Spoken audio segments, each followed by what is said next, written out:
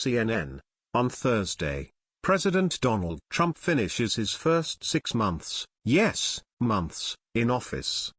It has been an uneven debut for the corporate executive and reality TV star turned commander-in-chief, marked most notably by clashes with political rivals and the press, a failed promise to repeal and replace Obamacare, and the persistent drip of new details about Russian interference in the 2016 election.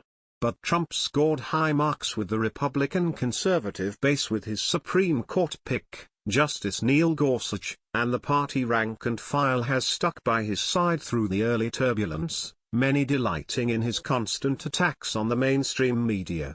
Still, the durability of their faith could be tested if the second half of the year passes without any major legislative achievements. Here is the story of Trump's first 6 months, by the numbers. But it's not all bad news for the White House. Trump has been less hesitant to address his supporters. Since taking office, he has headlined 5 campaign-style rallies, first in Florida, then Tennessee, Kentucky, Pennsylvania and Iowa, all states he won in 2016. How many bills signed into law? Trump has signed dozens of executive actions and presidential proclamations. Some have fared better than others. His travel ban plan, for instance, first caused chaos and was effectively shut down by a series of legal challenges. But the second effort, which also faced a flurry of lawsuits, was ultimately allowed to take effect, on a limited basis, by the Supreme Court.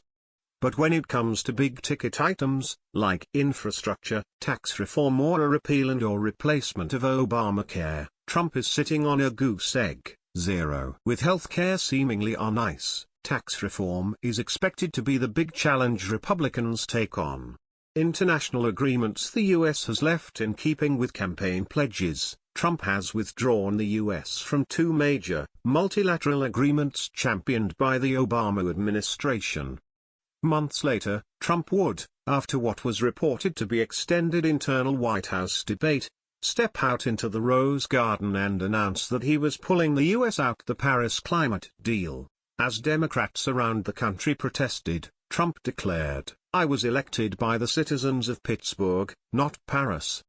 It's been, almost, a minute with Macron. Trump has met with a handful of foreign leaders during his first 6 months on the job, but French President Emmanuel Macron has commanded a very specific kind of attention. Over the course of 6 interactions at meetings in Brussels and, more recently, Paris, the men have spent nearly a full minute shaking hands.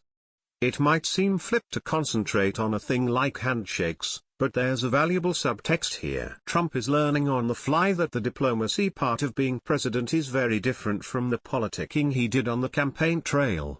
And he's got a laundry list of world crises and standoffs to deal with. Everything from the nuclear issues in Iran and North Korea, to ISIS and souring relations with Russia. To say nothing of his contentious decisions to pull the U.S. out of those major climate and trade deals. From the moment Trump was sworn in on January 20th, the @RealDonaldTrump account has, at press time Tuesday, tweeted 991 times. Fake news, media or stories have been mentioned 82 times. If you add in jobs have popped up on 46 occasions, a little more than double Hillary Clinton, who has been called out in 22 tweets. Meanwhile, former President Barack Obama has been named 36 times. Obamacare has featured in 45 posts. When Barack Obama was in office, Trump regularly complained on Twitter about how he spent his leisure time. A couple of years later, he called out his predecessor for watching basketball, while Putin is scheming and beaming on how to take over the world. And even into the heart of the presidential campaign, he kept note of Obama's time on the links.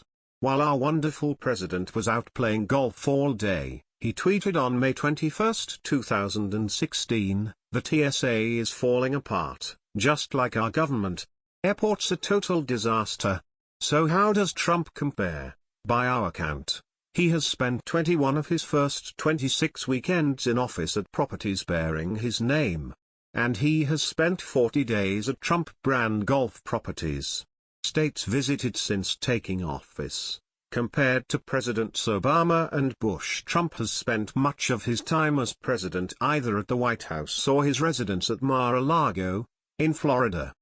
He has also spent time at Bedminster, New Jersey, home to the Trump National Golf Club, but only one trip to New York City.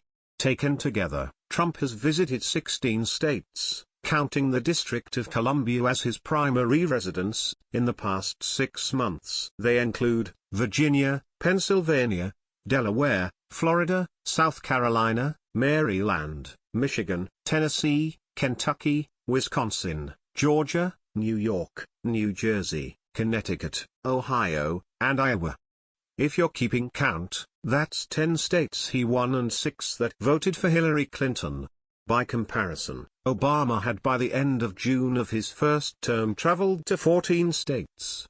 His predecessor, George W. Bush, was the most active, visiting 32 states over the same time period. One that Obama and Bush hit that Trump, unsurprisingly, has skipped: California, 0, and none coming anytime soon. While he maintains that Mexico will eventually foot the bill, they will be very happy to pay, he said in May. There is no indication it is a working possibility, nor any apparent plan to change the state of play. 1 each. The scandal surrounding allegations of collusion by members of his campaign staff with Russians bent on influencing the election has, at turns, led Trump to fire his national security advisor, for lying, and his FBI director, for showboating. It also led his attorney general to recuse himself from any investigations related to 2016 and Russia and, ultimately, to the appointment of a special counsel, former FBI Director Robert Mueller. No president wants to hear the words special counsel, and most certainly not in the opening months of an administration. Trump has dismissed and bristled at the constant glare of scrutiny on his staff, his family and himself where it comes to Russia. Correction.